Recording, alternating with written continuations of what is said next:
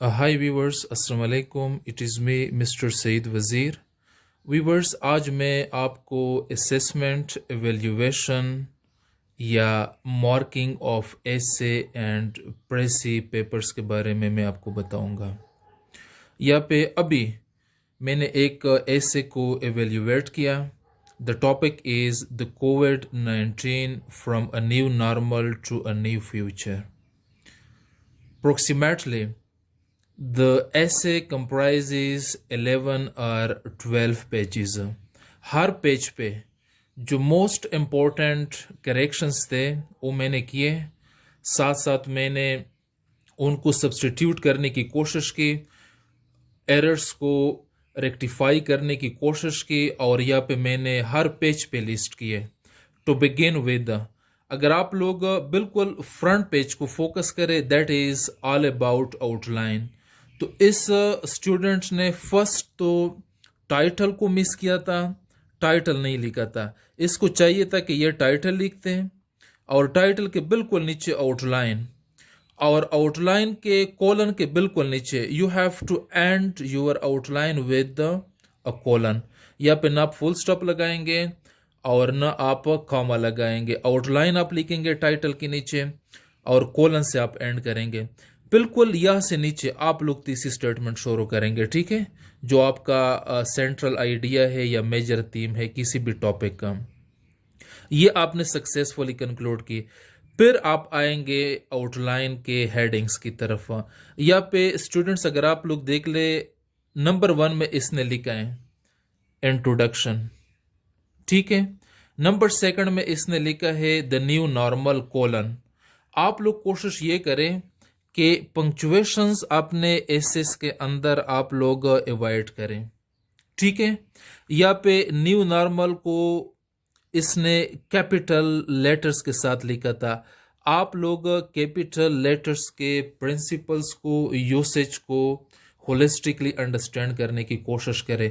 बहरहाल अभी मैं अगर वोकेबलरी की तरफ आ जाऊं, ठीक है, यहाँ पे इसने लिखा था एट हॉल्ट.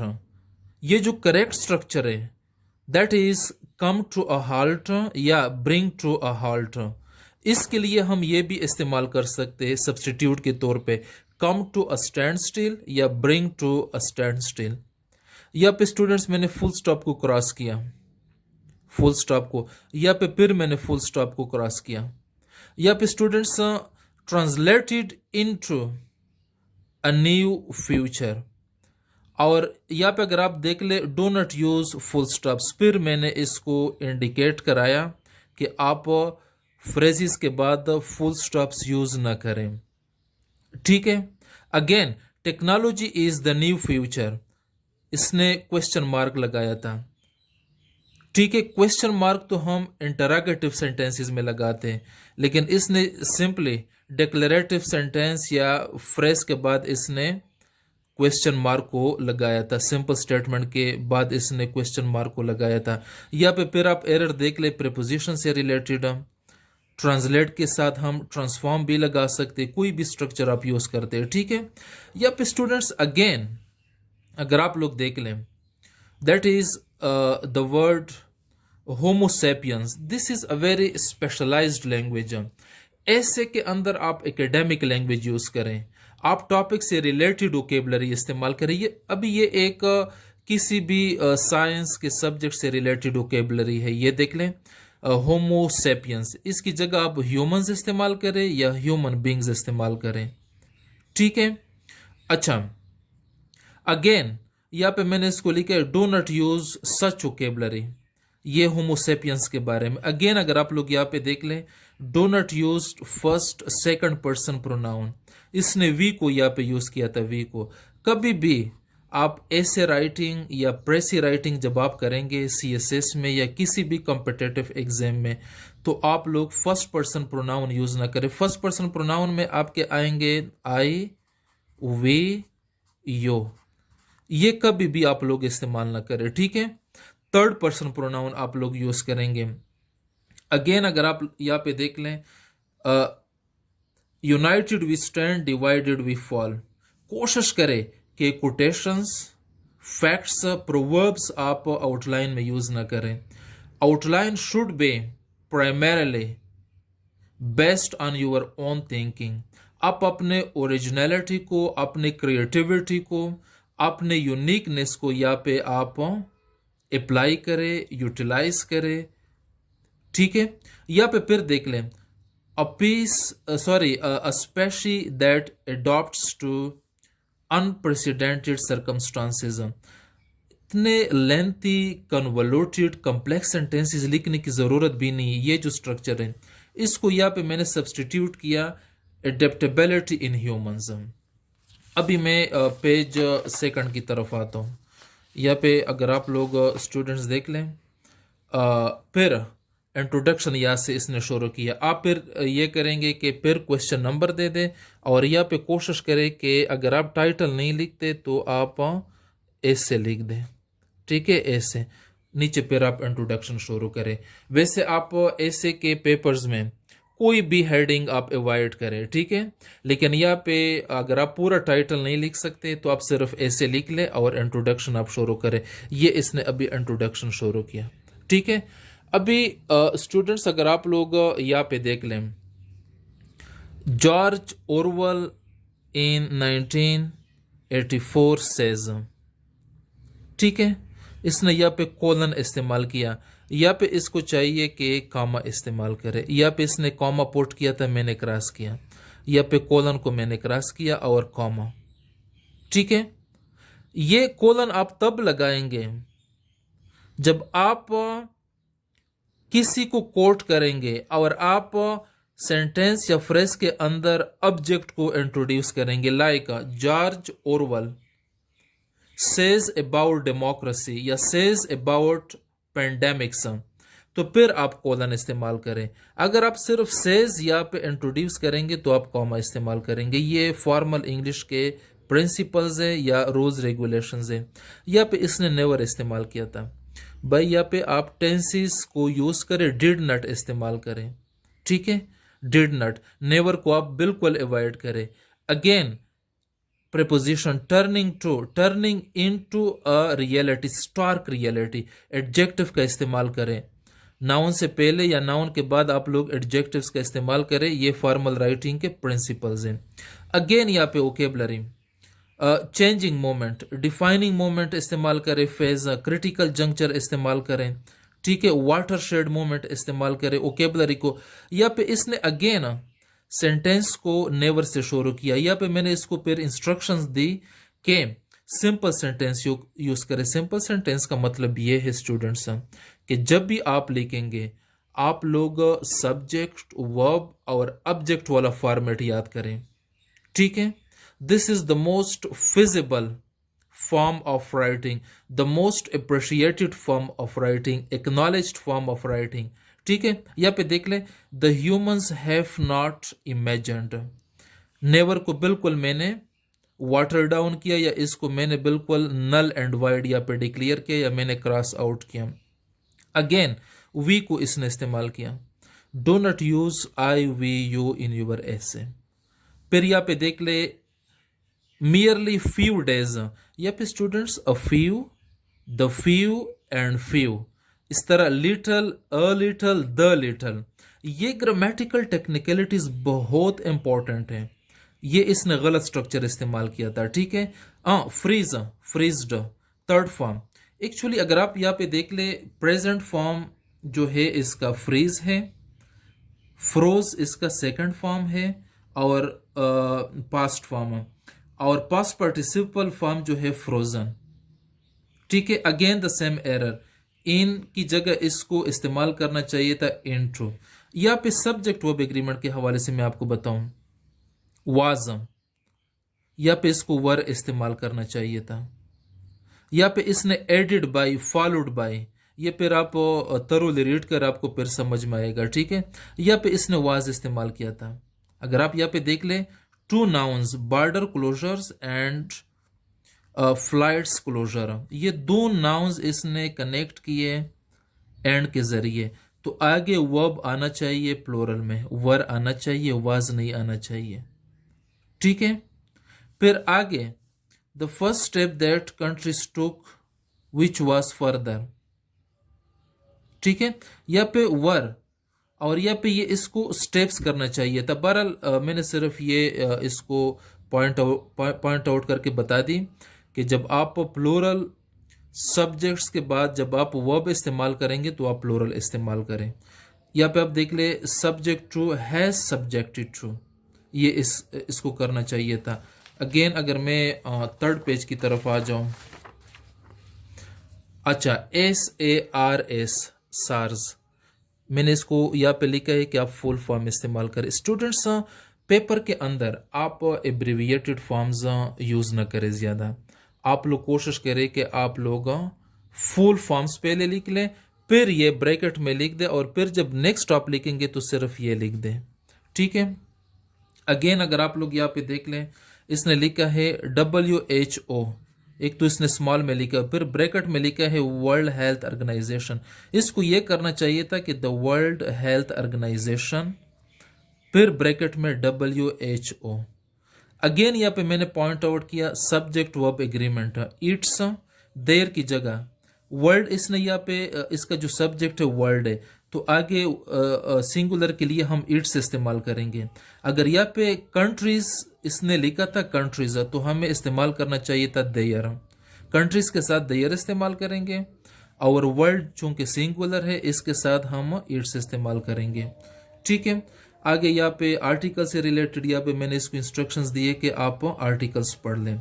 अगेन यहाँ पे एक चीज़ मैं आप लोगों के साथ शेयर करूँ, द USA, द UK, जिन कंट्रीज के नाम में किंगडम आ जाए या यूनाइटेड आ जाए या इस्लामिक आ जाए, इस्लामिक, या सोशलिस्ट आ जाए या यूनियन आ जाए तो या पीपल आ जाए, तो आप लोग फिर इन कंट्रीज के साथ द लगा दें। नेक्स्ट पेज, पेज नंबर 3 की तरफ पैराग्राफ यहाँ पे इसने वाइंड अप किया, लेकिन इसने लिंकिंग सेंटेंस को इस्तेमाल नहीं किया। लिंकिंग सेंटेंस को इस्तेमाल करना चाहिए था। यहाँ पे इसने 54 मैथमेटिकली इसने परसेंट को लिखा। पहले आप ये परसेंट लिख ले और फिर आगे जब नेक्स्ट आप परसेंट लिखेंगे तो PC सिर्फ लिख लें। यहाँ पे again below the poverty line, ये लोकेशनली वेल डिफाइंड स्ट्रक्चर्स हैं, इनको आप याद करेंगे। Below the poverty line, the यहाँ पे जरूर आएगा। अच्छा, यहाँ पे इसने वोकेबलरी चोर्स, डोमेस्टिक चोर्स, घर के काम के लिए हम चोर्स इस्तेमाल करते हैं और जनरली काम के लिए हम एक्टिविटीज इस्तेमाल करेंगे, ठीक है। अगेन टेकल विद, टेकल के साथ हम प्रीपोजिशन नहीं इस्तेमाल करते, लेकिन डील के साथ हम इस्तेमाल करेंगे।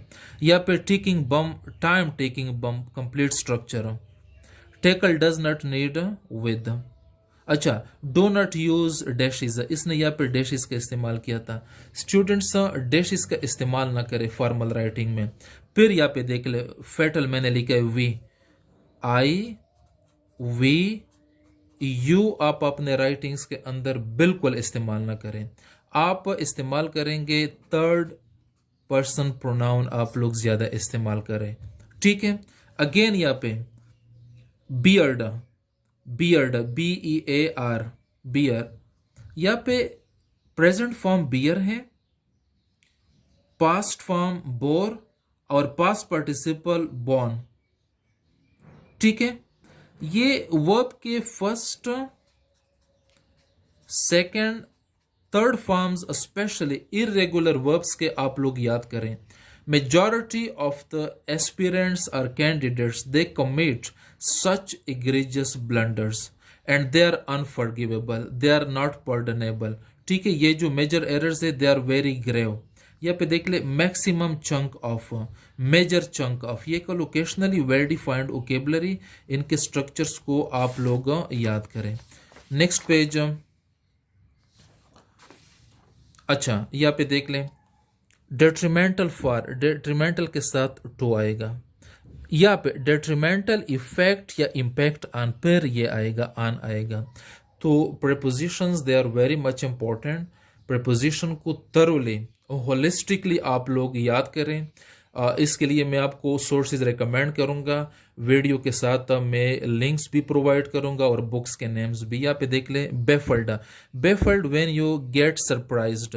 यहाँ पे हम बेफल नहीं लगाएंगे, यहाँ पे हम कन्फ्रंटेड, फेस्ड विद या ग्रेपल्ड विद। ठीक है। अगेन इसने रिपरकशन, रिपरकशन का जो पूरा स्ट्रक्चर हम यूज करेंगे, फॉर रीचिंग रिपरकशंस या वाइड रेंजिंग रेमिफिकेशंस,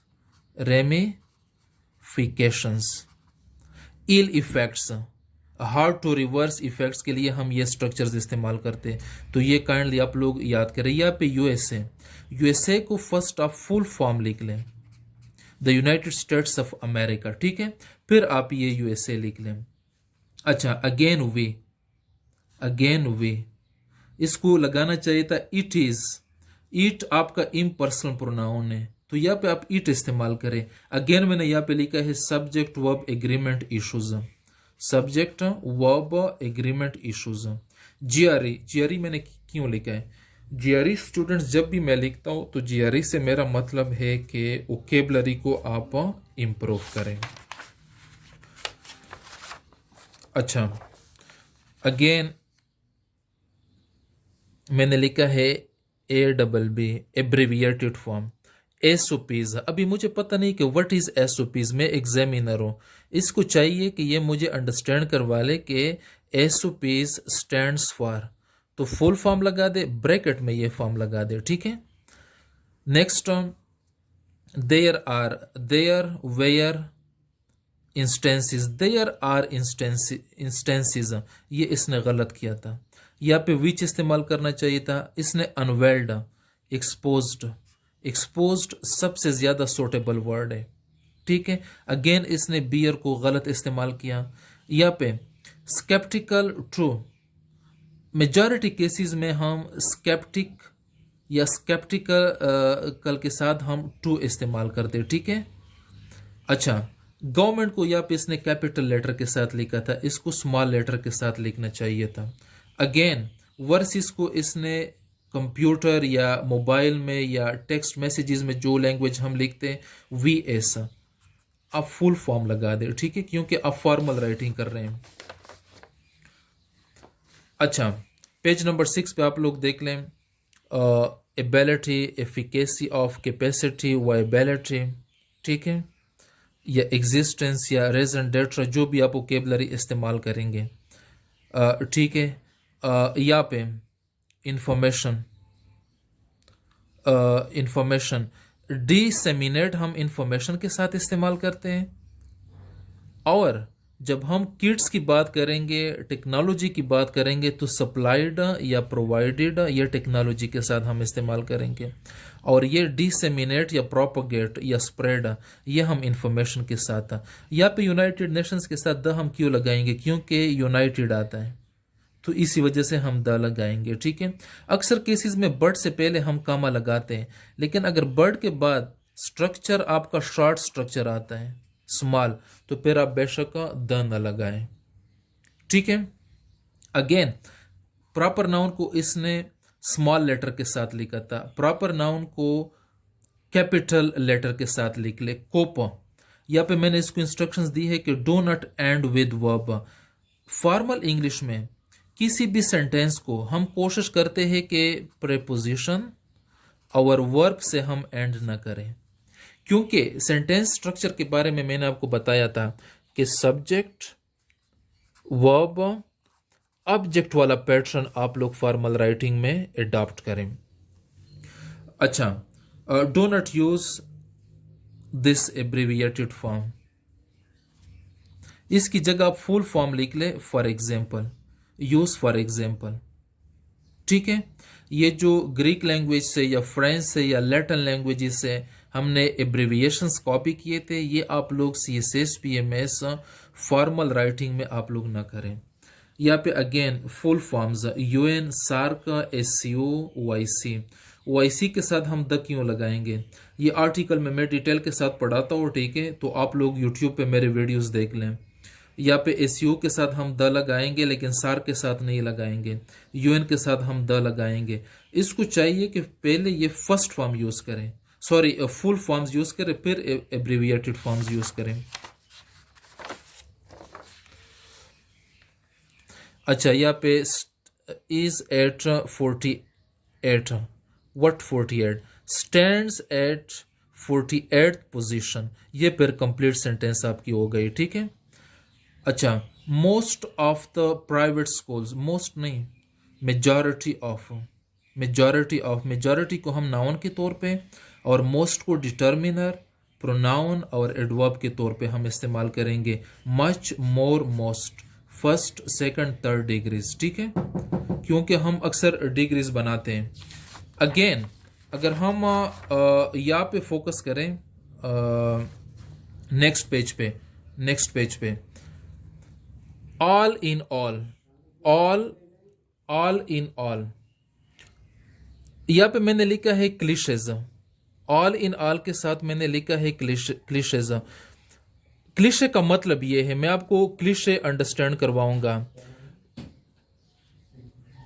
क्लिशे का मतलब ये है नॉट ओरिजिनल और interesting, no original thought, very much used, जो हर कोई इस्तेमाल करता है, जो आपको डिफ्रेंशिएट नहीं कर पा रहा, जो आपको डिस्टिंग्विश नहीं बनाता।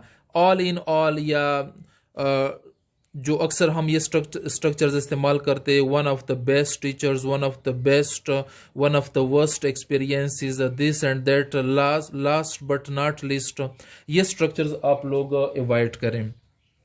यहाँ पे यूएन के साथ मैंने द लगाया, ठीक है। हाँ, अक्सर जब हम इन्वर्टेड कॉमास इस्तेमाल करते तो हम गलत इस्तेमाल करते। सबसे बेहतरीन तरीका यह है कि आप फुल स्टॉप के बाद लगा लें, ठीक है, इन्वर्टेड कॉमास आप फुल स्टॉप के बाद लगा दें। अच्छा, यहाँ पे इसने क्राइसिज्म, ये जो आपका क्राइसिस है ये आपका सिंगुलर है और ये जो आपका क्राइसिस है ये आपका प्लूरल है। These are very important points. Pollution इसने डबल टी के साथ किया था, पोल्यूशन में आपका सिंगल टी आएगा। अगेन रोबस्ट को इसने बार बार इस्तेमाल किया था, तो यहाँ पे मैंने लिखा कि इम्प्रूव जीआरई, कि आप जीआरई पे फोकस करें। अगेन जीआरई मतलब वोकेबलरी से रिलेटेड इश्यूज, होमोसेपियंस के ऊपर मैंने लगाया ह्यूमन बींग्स या ओनली अब ह्यूमंस, क्योंकि आप स्पेशलाइज्ड लैंग्वेज को अवॉइड करें, आप एकेडमिकली अंडरस्टैंडेबल, एक्नॉलेज्ड, ठीक है, और कोलोकेशनली वेल डिफाइंड वोकेबलरी पे फोकस करें। यहाँ पे इसने लिखा था अड्रिफ्ट, अड्रिफ्ट का मतलब है पर्पजलेस, और यहाँ पे ये बात करता है कि अगेंस्ट, तो एवर्स टू सबसे बेहतरीन स्ट्रक्चर है। एड्रिफ्ट का मतलब है पर्पजलेस, गो अड्रिफ्ट फेल, कम अड्रिफ्ट बिकम लॉज, ठीक है। यहाँ पे इट्स, ये जो आपका इट्स है ये डिटर्मिनर है, और ये जो आपका इट्स है it is, it has, it is, it has, और ये इट्स डिटर्मिनर। तो ये ग्रामेटिकल टेक्निकलिटीज हैं। अगेन इसने वी को इस्तेमाल किया, आप आई, वी और यू को अवॉइड करें अपने एकेडमिक राइटिंग के अंदर। अच्छा, ये कंक्लूजन है और ये मेरे जो क्रिटिकल पॉइंट्स थे कि keep on writing, go through your checked essay carefully, writing is an evolutionary process, slowly and gradually आप इम्प्रूव करें। The more you right the greater the benefits, ज़्यादा लिखने की कोशिश करें, आपको ज़्यादा बेनिफिट्स एक्रो करेंगे, ठीक है। तो students, that was all about assessment evaluation of essay. अभी मैं आपके साथ बाकी स्क्रिप्ट्स भी शेयर करूंगा। यहाँ पे ये देख लें, he is one of my students, तो ये देख ले, आप देयरफॉर से सेंटेंस शुरू नहीं कर सकते फॉर्मल इंग्लिश में। बेशक आप शुरू करें, but that is informal language, that is informal language. तो स्टूडेंट्स, ये करेक्शंस आप देख लें। अभी अगर आप आउटलाइन के अंदर, आप इंट्रोडक्शन के अंदर, आप बॉडी के अंदर, आप कंक्लूजन तक इतने एरर्स कमिट करेंगे, एक मार्जिन होता है, एक मार्जिन जो एग्जामिनर आपको फॉरगिव करेगा, लेकिन एक मार्जिन से आगे आपको फॉरगिव कभी भी नहीं करेगा। ये students, Aamir Khan, he is also one of my very much hard working students. तो यहाँ पे आप देख लें, he was fearful of writing any small paragraph, let alone कि वो complete essay लिख ले, but he did, and he did it very successfully.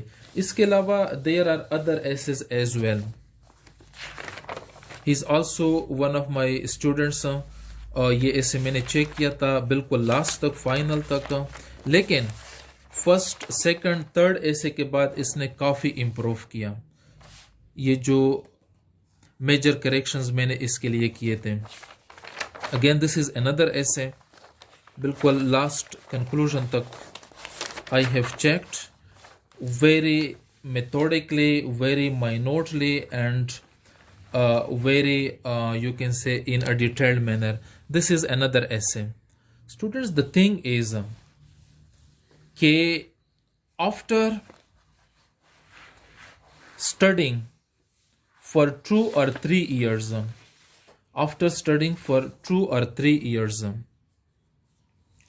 again we are fearful, we develop writing phobia. Why?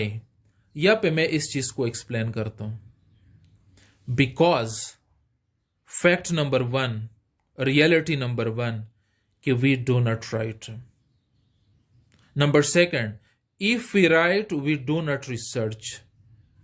Number 3, if we write, we do not write systematically. कभी एक paragraph अभी हमने compose किया, दूसरे को हमने कल कंपोज किया, फिर द डे आफ्टर टुमारो फिर हम कंपोज करेंगे, with in stipulated period of time के अंदर हम नहीं लिखते। नंबर 4, अगर हम लिखते भी हैं तो हम किसी से चेक नहीं करवाते। ठीक है students, the purpose of this video is कि जब भी आप पढ़ेंगे, रीडिंग करेंगे, आप स्टडीज के अंदर अपने आप को बिजी करेंगे, आप डिफरेंट बुक्स पढ़ेंगे, लेकिन जब तक आप राइटिंग नहीं करेंगे, आप किसी से चेक नहीं करवाएंगे, तब तक it is impossible to become confident, to ace it with flying colors, and to be very satisfied. That's why it's recommended, therefore it's recommended कि जब भी आप राइटिंग करेंगे, किसी सीनियर से, किसी एक्सपर्ट से, किसी टीचर से, किसी एजुकेटेड पर्सन से आप ज़रूर चेक करवाएं। वो 2 चीज़ें आपके लिए पॉइंट आउट करेंगे। एक, आपके जो आइडियाज़ हैं, कि आइडियाज़ में आपकी वर्थ है, ग्रेस है, आर्ग्यूमेंटेटिव है, रैशनल है, लॉजिकल है। और सेकंड थिंग, आपकी जो राइटिंग, ग्रामर, स्टाइल, लैंग्वेज। तो राइटिंग के अंदर 2 चीज़ें इंपॉर्टेंट हैं। एक, आपकी जो नॉलेज बेस है, आपके जो आइडियाज़ हैं, और सेकंड, नॉलेज बेस के बाद आपकी जो राइटिंग है। तो अगर आप एरर्स फ्री लैंग्वेज डेवलप करना चाहते हैं, तो आप लोग ये करें कि टॉपिक्स को आप लोग पहले आप प्लान करें, फिर सेलेक्ट करें। Selection of topic is important. Research करें, इस पर आप इंफॉर्मेशन गैदर करें, कलेक्ट करें, फिर उन इंफॉर्मेशन को आप अंडरस्टैंड करें, रीअरेंज करें, रीअसेंबल करें, और फिर with in a window of 3 hours या 4 आवर्स आप बैठ के लिखने की कोशिश करें। और जब आप लिखेंगे, इस ड्राफ्ट को फर्स्ट आप खुद रीड करें, और सेकंड आप किसी से रीड करवाएं, ताकि वो आपको मेजर चीज़ों के बारे में बता दे, और इसके बाद आप किसी से चेक करवाएं। Evaluation, assessment, marking, and checking. Simply, it's a hallmark of academic excellence. इस वीडियो को आप लोग thoroughly लिसन करें, इसको वॉच करें। आप मुझे अपना क्रिटिकल फीडबैक भी दे दें। इंशाल्लाह in next video I will explain another genre of writing, précis or comprehension. Till then, Allah Hafiz, and keep on commenting and keep on sharing.